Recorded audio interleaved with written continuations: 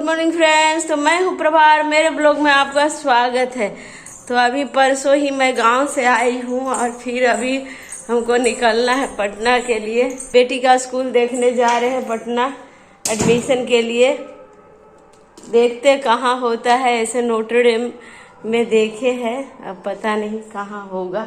और यहाँ से तो जाना ही है हमको, क्योंकि अब ट्रांसफ़र हो गया तो जाना ही पड़ेगा। निकलते हैं पटना और देखते हैं कि पटना का भीड़ भाड़ वाला इलाका कहाँ हम रहते हैं, और घर भी देखना है तो कैसा घर मिलता है, और स्कूल भी देखना है। और अभी इतना बिजी शेड्यूल रहने वाला है, ऐसे ही चलता रहेगा जब तक कि यहाँ से जाते नहीं हैं। और घर से निकलते ही कुछ दूर चलते ही हम पहुँच गए हैं सिमरिया घाट। बेगूसराय से बरौनी से मोकामा, बाढ़, बख्तियारपुर होते हुए हम पटना जा रहे हैं। तो ये सबसे पहले तो हमको सिमरिया घाट मिला और सिमरिया घाट का याद आ गया, क्योंकि हमारे गांव से सब लोग सिमरिया घाट आते हैं नहाने के लिए, गंगा जी। और कुछ दूर चलते ही हम लोग पहुंच गए मोकामा का टाल, जहाँ पे दूर दूर तक कोई गांव नहीं दिखाई दे रहा था और बस खेत ही खेत था। फिर हम जेपी पथ के रास्ते पटना के शहरों में इंटर किए और फिर बहुत सारे स्कूल्स देखे, बहुत सारे फ्लैट देखे। मैं आई हुई हूँ यहाँ फ्लैट देखने, और ये तीसरा फ्लैट है जो कि मुझे पसंद नहीं आया, लेकिन ये थोड़ा सा बड़ा लगा। लेकिन यहाँ का जो एरिया है नीचे का बहुत ही कंजस्टेड है, कहीं घूमने का नहीं है, कहीं से हवा नहीं आ रहा है, तो वो भी अच्छा नहीं लग रहा है, पर देखा जाएगा क्या करते। तो फ्रेंड्स, सुबह के चले हुए पूरा पटना हम घूम लिए और इसका स्कूल गए नोटर डेम अकेडमी, लेकिन वहाँ लगता है एडमिशन नहीं मिलेगा, क्योंकि बोली सीट ही नहीं खाली है। तो कहाँ से देंगे, अगर सीट खाली होगा तब बोलेंगे। तो हम कितना दिन तक फिर वेट करेंगे, फिर दूसरा जगह एडमिशन मिलेगा नहीं मिलेगा। इसलिए कोई गर्ल्स स्कूल है क्या, ज्ञान निकेतन कोई गर्ल्स स्कूल है, तो उसमें ट्राई करते देखते हैं। ऐसे नोटर डेम में हो जाता तो बहुत अच्छा रहता, लेकिन अब बोली है कि खाली होगा तो बताएंगे, तो उसके लिए वेट करेंगे। खाली होगा नहीं होगा पता नहीं। अगर नहीं होता है तो फिर फंस जाएंगे ऐसे ही, क्योंकि उधर भी एडमिशन नहीं होगा, उधर भी नहीं होगा। पहले तो इतना देर वेट कराई, उसके बाद अंदर जाने दिया, अंदर ही नहीं जाने दे रहा था। बहुत मुश्किल से अंदर गए हैं हम लोग, फिर मिली, उसके बाद बोल दी कि खाली ही नहीं, सीट ही नहीं, क्या करे। और पटना इतना भीड़ भाड़ वाला इलाका है, मुझे तो पसंद नहीं है, सचमुच दिल से नहीं। बहुत सारा घर देखी लेकिन पसंद नहीं आया।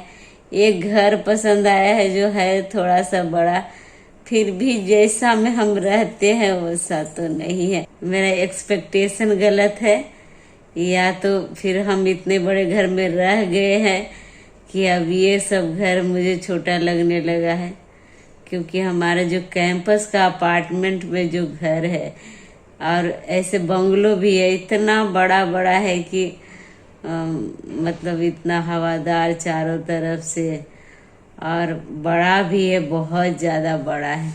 उसके कंपैरिजन में यहाँ पे घर ही सब छोटा छोटा मिल रहा था।